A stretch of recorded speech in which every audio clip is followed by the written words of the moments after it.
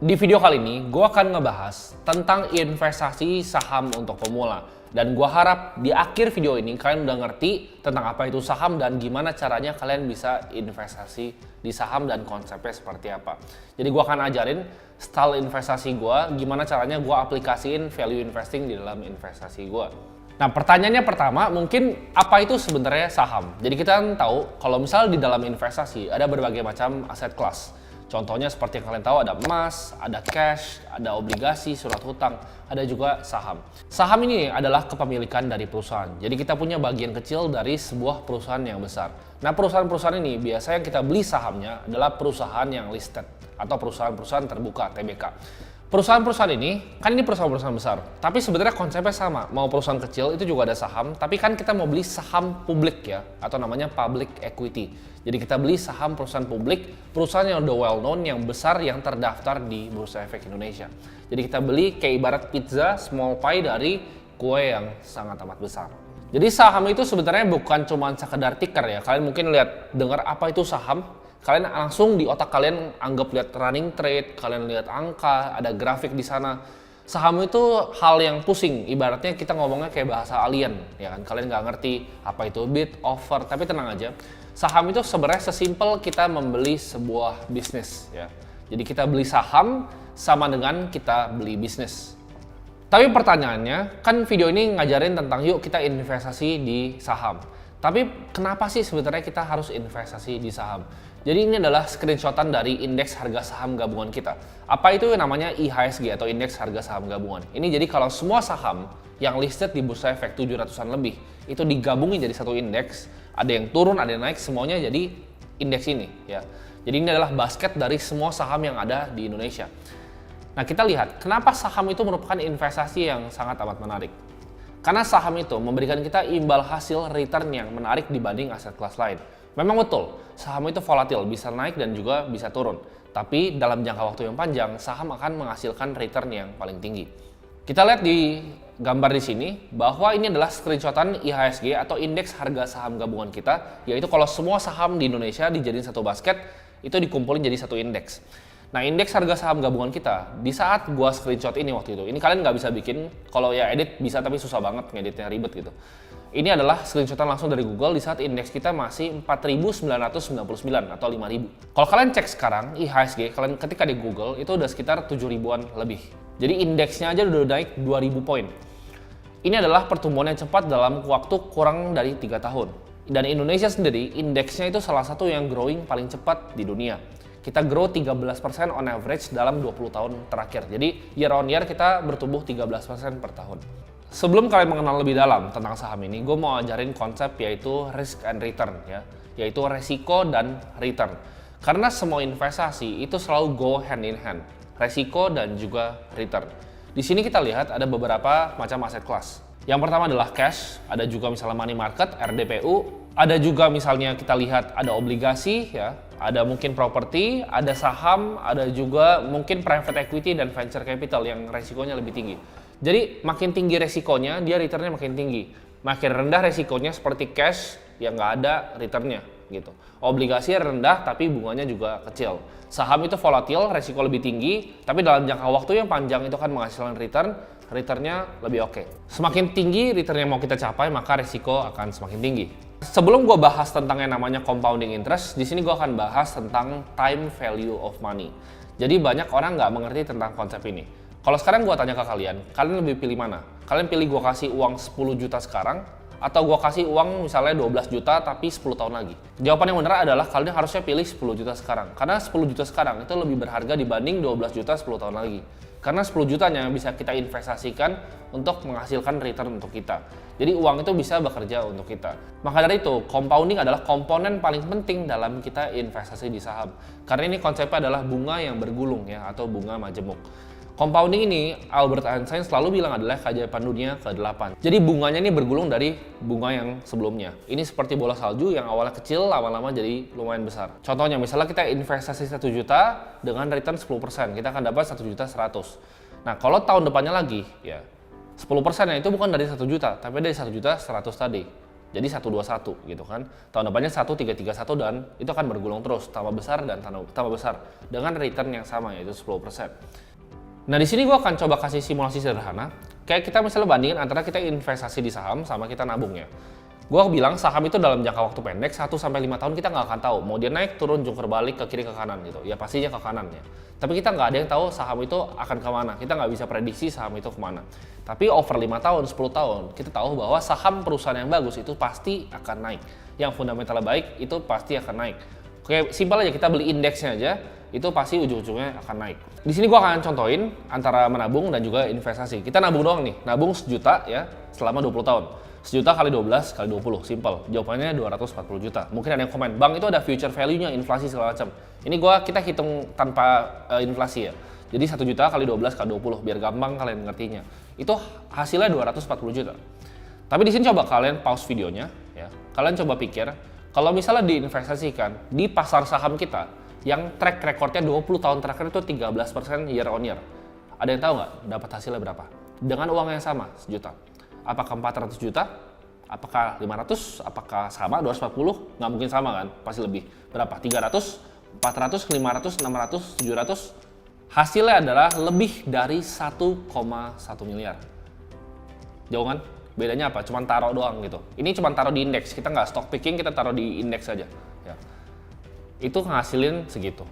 Gimana kita misalnya taruh saham BCA yang 20% per tahun atau bahkan saham-saham lain yang bisa lebih tinggi returnnya. Ya. Jadi kita lihat di sini compounding itu sangat amat powerful. 240 juta cuma nabung, tergerus inflasi, 1,1 miliar lebih kalau investasi. Ya. Uangnya sama, nabungnya sama 1 juta, tapi beda taruh tempat aja. Itu hasilnya akan jauh lebih besar. Nah, tapi pertanyaannya, apakah kita perlu pinter banget ekonomi untuk bisa saham? Ya, jawabannya enggak. Kita nggak perlu kok ngerti banget tentang makroekonomi, tentang mikroekonomi. Jadi kalian jangan anggap ini seperti pelajaran yang bahasa alien gitu. Tapi gue akan coba simplifikasi hal-hal yang orang biasa ngomongin sebagai ribet. Nah, sebelum kita membeli saham, kita harus tahu bahwa instrumen aset kelas saham itu memiliki 2 keuntungan. Ya.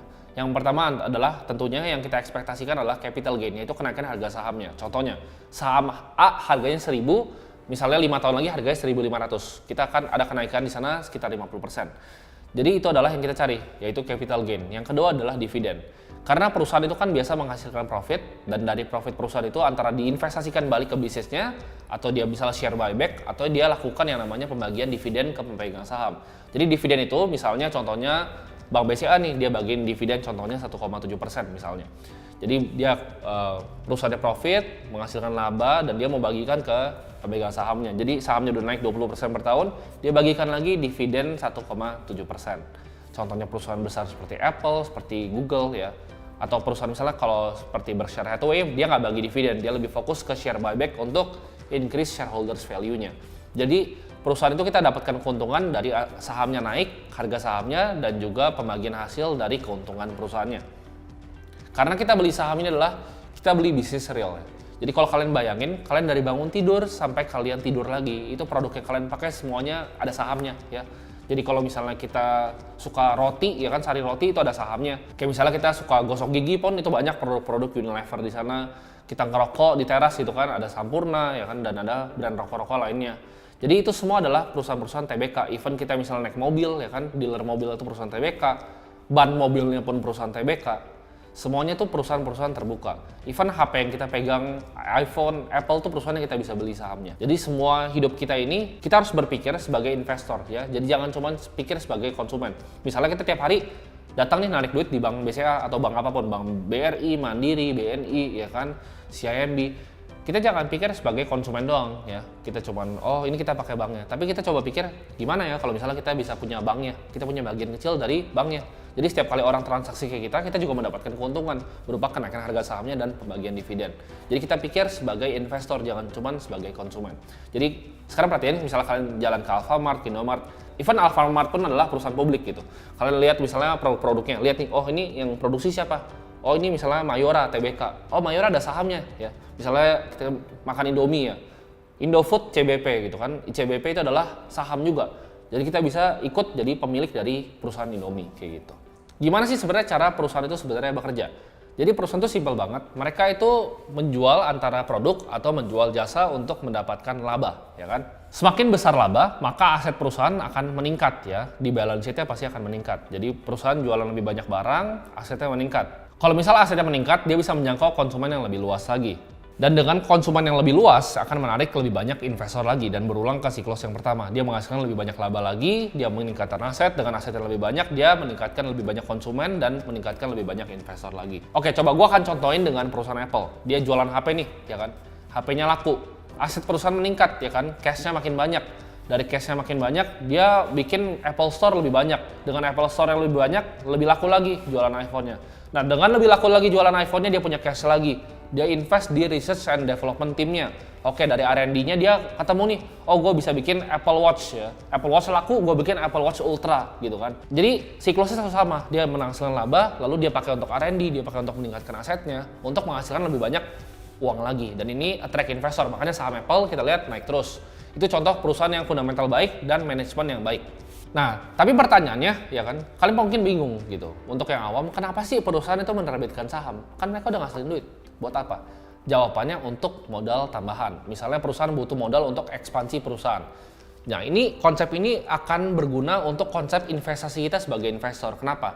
Karena aset itu cuman biasanya ada dua ya. Antara kita ngutangin orang atau kita kerja sama orang. Gue ulangin lagi, antara kita ngutang sama orang atau kita kerja sama orang. Maksudnya apa? Perusahaan itu kalau misalnya mau dapat duit antara dia ngutang sama orang ya, keluarin surat hutang obligasi atau dia bagi piece dari bisnisnya, bagian kecil dari bisnisnya itu berupa saham. Jadi kepemilikannya dilepas. Antara kerjasama, yuk kerjasama, kalau untung kita bagi hasil, kalau rugi kita tanggung bareng, itu saham. Kalau misalnya hutang ya harus bayar, kan itu hutang sifatnya. Jadi perusahaan itu ada dua keluarinnya ya, antara hutang atau saham. Semua produk investasi cuma dibagi dua ya, antara produk hutang mau peer to peer lending ya. Kalian mau obligasi negara, mau ORI, mau SBN, kalian macam-macam itu semua produk hutang. Dan produk equity yaitu kerjasama, produk saham. Jadi kenapa perusahaan menerbitkan saham? Untuk mendapatkan modal tambahan untuk ekspansi perusahaan biasanya. Oke, jadi kan tadi kita udah bahas tentang konsep-konsep dasarnya. Sekarang gimana caranya kita bisa mulai investasi di saham? Jadi dengan awalnya ya kita harus pilih yang namanya sekuritas. Kenapa harus lewat sekuritas? Ini gue kasih contoh sederhana. Kayak misalnya gue beli baju nih, gue beli baju di mall. Gue beli baju itu di tokonya, misalnya di Zara, di H&M, di Pull&Bear gitu. Gue beli baju di tokonya, gue bukan beli sama mallnya. Ya. Jadi saham itu kan ada di Bursa Efek Indonesia, tapi kita nggak beli langsung ke Bursa Efek Indonesia, tapi kita beli lewat tokonya, yaitu sekuritas, sama kayak beli baju. Nah sekuritas ini ada banyak di Indonesia, ada banyak banget macam-macamnya. Tapi yang gue rekomen itu cari aja yang paling besar-besar, contohnya Mirai Asset, contohnya lagi misalnya Indo Premier. Jadi kita pakai sekuritas-sekuritas yang memang track recordnya udah panjang, transaksi volumenya juga besar. Video ini ya sama sekali nggak disponsor, makanya gue sebut macam-macam, makanya gue bisa sebut banyak. Dalam memilih sekuritas, kalian pilih fee yang rendah dan juga fitur yang kalian suka gitu. Misal kalian suka online tradingnya Indo Premier, atau kalian misalnya fee-nya Mirai lebih murah, kalau misalnya transaction volumenya tinggi, kita bisa nego fee-nya kayak gitu-gitu. Itu tergantung kalian, atau misalnya yang lebih suka pakai dealer, misalnya gue malas lah input-input, gue lebih suka pakai dealer. Bisa pakai Semesta, bisa pakai Buana, bisa pakai Trimegah gitu. Sebenarnya sama aja, kayak misalnya kita fashion ya, kalian pilih suka ada yang suka LV, ada yang suka Gucci, ada yang suka Dior gitu kan. Sama sekuritas, ada yang suka Mirai, ada yang suka Indo Premier, ada yang suka Trimegah. Itu terserah kalian mau pakai yang mana, kalian suka yang mana, kalian nyaman yang mana. Habis sudah itu kita harus ngapain? Sekarang tuh gampang banget daftarnya, kalian daftarnya semua tuh udah online ya. Kalian bisa cek macam-macam, mungkin ada beberapa yang mesti di dokumen, tapi rata-rata semua udah online dan sekarang biaya buat bukanya udah lebih murah ya. Jadi kali itu kalian buka sendiri. Gue bikin tutorial buat daftar sekuritas itu buang waktu, jadi kalian daftar aja sendiri dan kalian cek sekuritas mana yang mau kalian pakai. Di sini gue akan bedain antara kita spekulasi dan investasi. Ya, spekulasi adalah kita mau kaya cepat. Kita cari saham-saham tuh kayak kita beli lottery tiket gitu. Kita mau jadi mau beggar 10 kali, 20 kali gitu, mau jadi kaya. Tapi investasi ya, itu mengharapkan keuntungan jangka panjang yang sistematis. Jadi kita cari yang namanya risk adjusted return ya. Jadi jangan cuma kita mau beggar tapi nggak mau terima resikonya gitu. Saham itu ada resikonya ya. Semua harga dari return adalah volatilitas. Jadi kalian ingat, harga dari sebuah return adalah volatilitas. Jangan mau return yang tinggi tanpa volatilitas yang lebih tinggi. Bitcoin returnnya bisa gila, tapi volatil lebih gila juga gitu dibanding saham. Saham yang misalnya big cap kayak BCA mungkin nggak terlalu volatil ya kan, kecil-kecil tapi naiknya konsisten. Tapi ada saham-saham yang kecil yang bisa naik, itu kebanting gitu. Kayak Bumi kan, kebanting ke gocap, naik lagi ke 180. Jadi itu tergantung kalian masing-masing, suka style yang mana. Tapi jangan jadi spekulator, tapi kita jadi sebuah investor. Di sini gue akan jelasin konsep yang Benjamin Graham, gurunya Buffett, bilang adalah Mr. Market. Jadi dilihat pasar saham atau market saham itu sebagai orang. Yaitu Mr. Market adalah orang yang nyebelin dan sangat kemudian. Dia selalu swing antara panik dan juga greedy-nya orang. Jadi orang serakah sama panik tuh dimain-mainin terus sama dia. Maksudnya apa? Dia tuh, gue kasih analogi seperti agen properti. Misalnya kalian punya rumah nih, harganya 1 miliar. Kita kan tahu saham itu memiliki nilai dasar dan nilai intrinsik. Maksudnya apa? Misalnya kita punya rumah 1 miliar. Tapi kita tahu misalnya 20 tahun lagi rumah itu biasanya naik.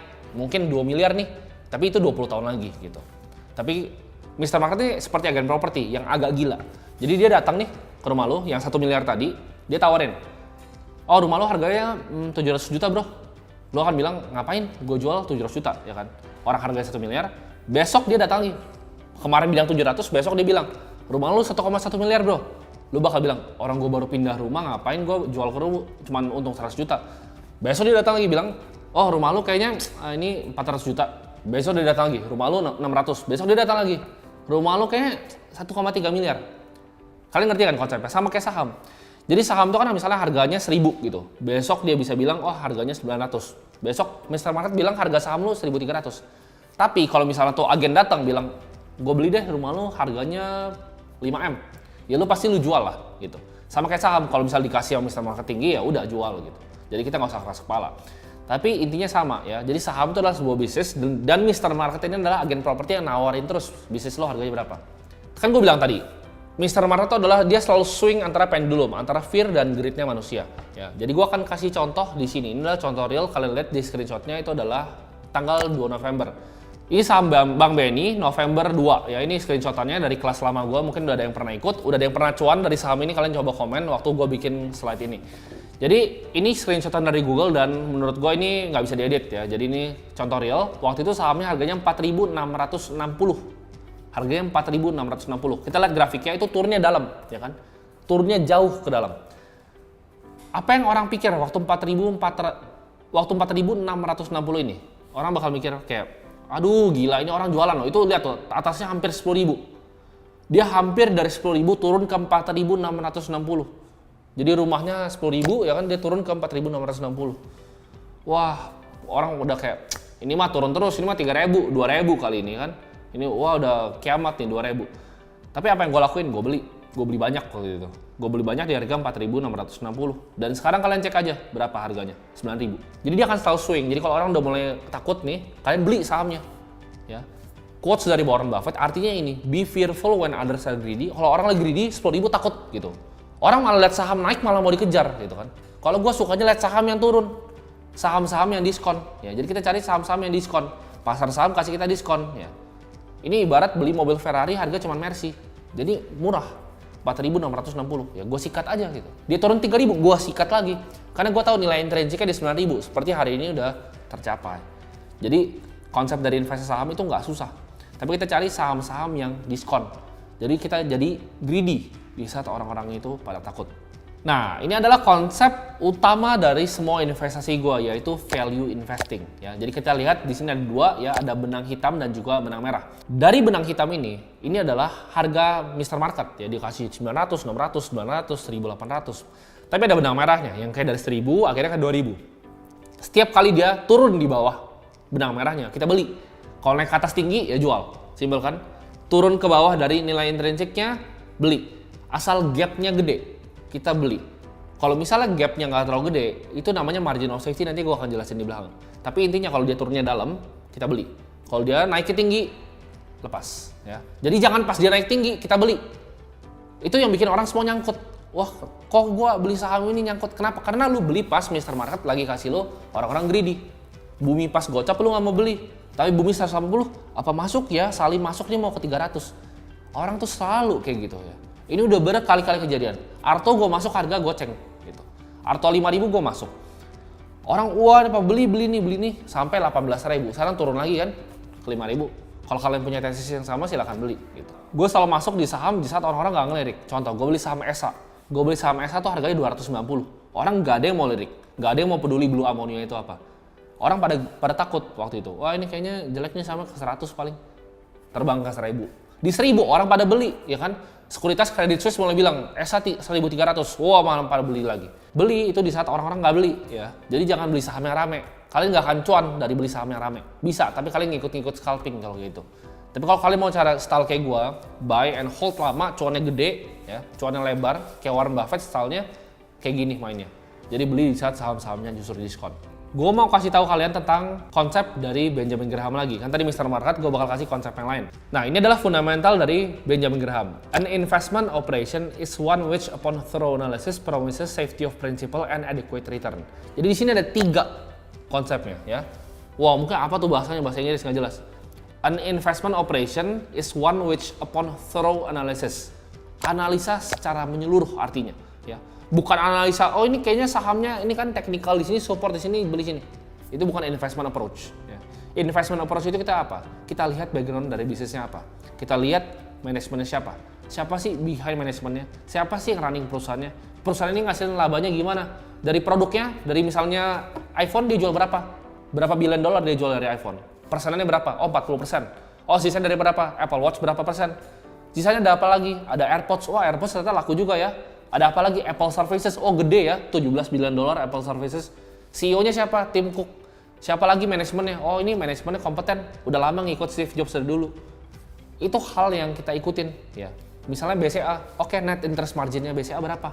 Kita lihat yang jalanin siapa? Pak Yahya dan Bu Vera. Manajemennya apakah jujur, kompeten, dan berkualitas? Hal-hal seperti itu adalah thorough analysis. Gue suka kasih analogi ini. Lo kalau mau beli kulkas di rumah lo analisa nggak kulkasnya? Oh iya ini speknya kayak gini. Tapi kalau ditanya saham nih, gue sering nih ketemu orang, kok ini saham BRI bagus nggak? Gue tanya, direktur utamanya tahu nggak siapa? Nggak tahu. NPL-nya berapa? Non-performing loan-nya? Nggak tahu berapa. Terus buat apa? Lu beli apa? Gitu. Kalau lu beli TV, beli kulkas, lu analisa, oh ini kulkasnya kayak gini, wattnya sekian. Tapi lu beli saham gitu kan, investasi gitu. Lu cuma tahu tikernya doang, lu tahu cuma angka-angka nggak jelasnya doang. Tapi lu nggak tahu bisnisnya seperti apa. Itu udah ngelanggar aturan pertamanya, analisa secara menyeluruh. Yang kedua, safety of principal, yaitu keamanan dari modal kita. Karena rule pertama dari Warren Buffett adalah jangan hilang duit. Rule kedua, jangan lupa rule nomor 1. Jadi jangan sampai hilang duit. Ngapain? Gua tanya sekarang. Kita investasi kan, orang bilangnya untuk ngalahin inflasi, kayak gue bilang tadi, untuk compounding, ya nggak? Lu punya uang 1 juta nih, lu investasi malah boncos. Gue mendingan kena inflasi, bos. Inflasi cuma 4%. Lu boncos 50%, kan beli saham gorengan boncos 50%. Nggak usah investasi, sekalian pegang cash aja gitu. Ingat, jangan hilang uang. Kan biasa diajarin tuh, weh kita disiplin cut loss, ya kan? Itu buat brokernya, bikin broker jadi kaya. Investasi ya jangan rugi, ya jangan hilang duit. Kita analisis secara mendalam, kita beli saham-saham yang kita yakin. Next apa? Adequate return. Kalian perhatiin, adequate return itu bahasa Indonesianya apa? Return yang cukup. Ya unik nggak? Return yang cukup. Dia nggak bilang return yang luar biasa. Return multi-bagger, return 200%, 2000%, ya kan? Return yang cukup. Kenapa? Karena Benjamin Graham ngerti compounding. Warren Buffett seumur hidup itu cuma 20%, tapi panjang, ya, waktunya panjang dan konsisten. Kita nggak apa kok 100% per tahun, 13%, 15%, it's good enough, gitu. Beli BCA 20% tidur, Apple 25% year on year tinggal tidur, nggak pusing beli saham, ya. Jadi adequate return. Thorough analysis, yang kedua safety of principal, amanin modal, yang ketiga adalah return yang cukup, bukan return gila. Jangan cari return tinggi untuk resikoin modal kita. Nah ini adalah konsep yang paling penting nih dari Benjamin Graham, yaitu margin of safety. Lu misalnya nyetir sebuah truk nih, truk lu misalnya beratnya 80 ton, ini gua ngada-ngada aja ya, beratnya 80 ton. Di depan tuh ada jalan, gitu. Ada jalan, jembatan gitu, jembatan bilang ini maksimum 100 ton. Truk lu tuh 80 ton. Lu berani nyebrang atau enggak?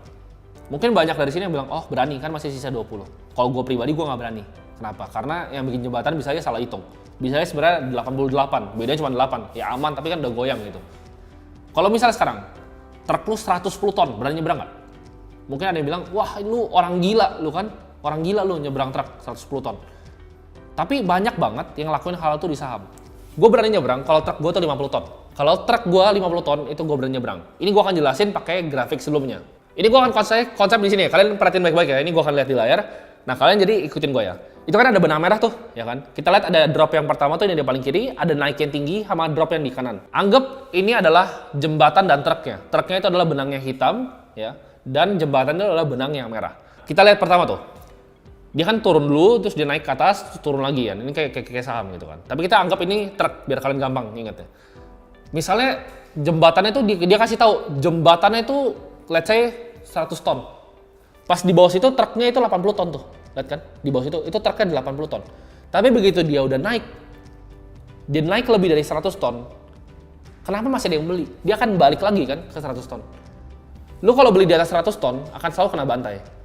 Tapi lu kalau beli di bawah 100 ton lu cuan. Misalnya dia paling ujung tuh truknya udah sisa 50 ton, ya kan? Udah naik, truknya sisa 50 ton. Jembatannya 100 ton. Ya udah beli hajar lah. Dia balik lagi gitu. Kenapa kalau truk kalian nggak berani nyebrang 190 ton gitu? Jembatan maksimum 100 ton nih, tapi truk kalian 190 ton. Kalian nggak berani nyebrang kalau naik truk. Tapi kalau di saham tuh kan 250 ton gitu kan. Tapi jembatan 100 ton, kalian nyebrangnya mati lah, kena bantai kalian. Ya, jadi konsepnya gampang banget. Kayak kalian nyetir truk, di depan ada jembatan, ya. Nilai intrinsik itu adalah jembatannya dan truk itu adalah saham kalian. Jadi kalau misalnya itu nggak ada margin of safety-nya tadi, jangan nyebrang. Ya boleh sih kalian bisa cuan sih kalau truknya 99 ton gitu, itu bisa cuan. Cuman ya gue nggak mau kena bantai. Jadi Benjamin Graham bilang itu adalah margin of safety. 3 kata-kata paling penting, margin of safety. Ya. Jadi berapa persen jarak antara nilai intrinsik dan saham kalian? Kalau kita lihat tadi BNI kan target gue 9.000 nih, harganya 4.000. Diskonnya banyak, itu kayak truknya jembatannya 9.000, truknya itu 4.600, ya gue hajar lah. Tapi kalau misalnya udah 7.000, 8.000 ya masih bisa dihajar, masih bisa cuan, tapi mikir-mikir gitu. Kayak Mandiri sekarang misalnya 10.400, orang baru FOMO. Tapi kalian lihat research-nya di Ternak Uang, gue udah bilang dari harga berapa gitu Bang Mandiri. ESA gue masuk 200, target gue ya 600 gitu. Tapi dikasih sama Mr. Market, alhamdulillah gitu kan 1.000 lebih. Bagger berapa kali? Jadi intinya apa? Kita cari truk-truk yang di bawah dari jembatannya. Simple. Gimana caranya kalian bisa analisa? Yang pertama adalah kita ngerti, pahamin cara baca laporan keuangan gimana. Nah ini mungkin gue akan bikinin video yang berbeda. Kalau video ini rame, gue bakal bikinin video yang berbeda. Gimana caranya kita bisa baca laporan keuangan. Tapi simpelnya adalah laporan keuangan terdiri dari 3 ya. Yang pertama adalah balance sheet-nya, income statement, dan juga cash flow statement. Kalian harus ngerti nih kenapa ini saling berhubungan. 3 statement sini, 3 statement ini. Balance sheet itu kita kayak ngecek, oh perusahaan ini peredaran darahnya bagus nggak kalau misalnya dokter gitu. Kita cek, oh utangnya sehat nggak terhadap cash-nya. Income statement, dapat duitnya dari mana ya? Apakah operational profit-nya dia, apakah secara operasional dia menghasilkan profit atau enggak? Ya, dan cash flow statement-nya. Jadi kita harus ngerti kenapa ini saling bergabung. Itu mungkin terlalu panjang kalau dijelasin di video ini, gue akan jelasin di video selanjutnya kalau misalnya video ini rame. Dan pelajarin sektor yang kalian ingin investasi. Ya. Kalau kalian mau investasi di perbankan, ngerti tentang perbankan. Kalian mau investasi di consumer goods, ngerti di consumer goods. Dia jualannya apa? Kalau perbankan jelas ya, pinjam dari orang dan dia bungain gitu. Dia pinjam dari orang dengan bunga yang lebih rendah, dia bungain dengan bunga yang lebih tinggi. Sisanya adalah NIM namanya, net interest margin. Jadi kalian ngerti industri yang kalian kerjain itu apa? Gimana caranya valuasi perusahaan batubara? Gimana caranya valuasi perusahaan consumer goods? Pasti beda. Perusahaan energi sama perusahaan yang jualan Indomie itu pasti beda cara valuasinya. Karena satu berdasarkan harga komoditas, satu itu berdasarkan harga produk dia. Jadi pasti beda. Jadi pertanyaannya di sini, kalian tuh lebih pilih mana? Diajarin kayak gini untuk ngerti konsepnya dan bisa pilih saham sendiri, atau kalian mau cuman ya ikut-ikutan orang gitu. Ikut-ikutan teman bilang di mobil, oh saham A bagus, ikut beli gitu.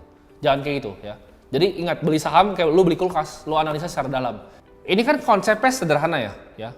Ini kan konsepnya sederhana, kita ngerti mindsetnya gimana cara investasi. Buat yang mau belajar lebih dalam, kalian bisa cek di Ternak Uang aja, itu lengkap di sana. Laporan keuangan, semua bikin Excel modeling, valuasi, cari intrinsic value-nya, mau pakai dividend discount model, pakai discounted cash flow, itu semua lengkap di sana ada.